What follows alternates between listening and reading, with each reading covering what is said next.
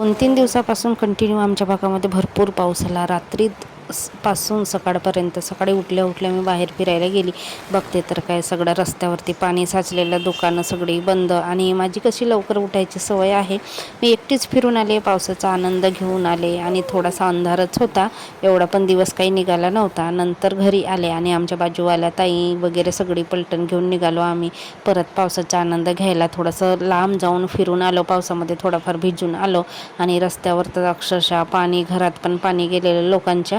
आणि सकाळच्या आपल्या कामाला सुरुवात स्वयंपाक वगैरे पटपट आवरला आणि परत आम्ही गेलो जंगलामध्ये. कारण का आमच्या भागामध्ये आता भोंबड्या निघतात, तर चांगले 2-4 तास फिरून आलो, पण एक पण भोंबडी मिळाली नाही. बाजूवाल्या ताई, त्यांचे मिस्टर, रुद्रांश आणि त्यांचा मुलगा, मी असे 4-5 जण गेलो.